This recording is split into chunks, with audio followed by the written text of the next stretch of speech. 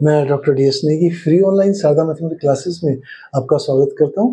आज मैं आपको central board of secondary education class 10 की एक्सरसाइज 15.1 और Uttaranchal board of school education class 10 के एक्सरसाइज 14.1 का क्वेश्चन का सॉल्यूशन बताता हूं। जो उसमें एक्सरसाइज है अनसॉल्व के क्वेश्चंस का सॉल्यूशन बताता हूं। ये एक्सरसाइज प्रोबेबिलिटी के ऊपर है और मैं पहले क्वेश्चन 4 और 5 बताऊंगा।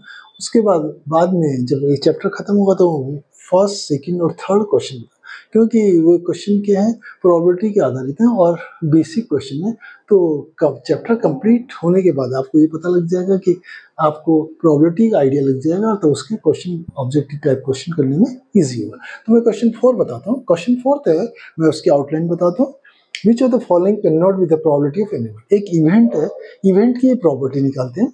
तो उस which of the following can not be the probability, इसका मतलब है एक इवेंट है, नीचे उसने 4 हमें आंसर दिए, ए बी सी और डी दिए हैं, इनमें से कौन सा नहीं हो सकता है। तो ये जानने के लिए हमारे पास क्या प्रोबेबिलिटी का पता होना चाहिए, प्रोबेबिलिटी की लिमिट कहाँ से कहाँ तक जाती है। तो प्रोबेबिलिटी ये इवेंट है, प्रोबेबिलिटी और इवेंट पी से प्रोबेबिलिटी को डिनोट किया। Probability event greater than equal to 0 और लेस देन इक्वल टू 1। इसका मतलब है प्रोबेबिलिटी 0 हो सकती है और 0 से बड़ी हो सकती है, और प्रोबेबिलिटी 1 हो सकती है और 1 से छोटी है। मीन्स कुल मिला के 0 और 1 के बीच में लाई करती है। ठीक है, अब हमें ए बी सी डी में देखना है कौन सी वैल्यू 0 से 1 के बीच में लाई करती है। 0 मीन्स इंक्लूडिंग 0 एंड 1। तो पहला देखा 2/3, ये 0.67 के करीब आता है, तो ये भी लाई करती है। बी हमारा -1.5। दूसरा प्रोबेबिलिटी हमारा नेगेटिव नहीं होती, ध्यान रहे, 1 से छोटी होगी, 1 या 1 से छोटी होगी, लेकिन हमारी नेगेटिव भी नहीं होती। तो मीन्स बी हमारे पास माइनस भी है और 1 से भी बड़ा है। तो मीन्स ये जो बी है हमारा प्रोबेबिलिटी नहीं हो सकता किसी भी इवेंट की।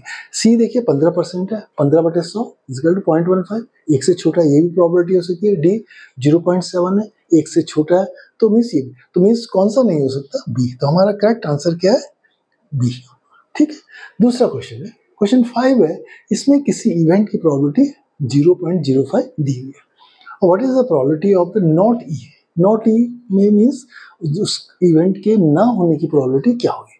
हमारे पास जो होता है प्रोबेबिलिटी ऑफ ई, किसी इवेंट की probability plus probability of event के ना होने की प्रोबेबिलिटी का सम कितना होता है, 1 के बराबर होता है। ठीक है, तो मैंने लिखा probability E plus probability of E bar, bar को नॉट ई कहते हैं, इजिकल टू 1। इसे ऐसे भी लिख सकते हैं, probability E plus probability not E is equal to 1 के।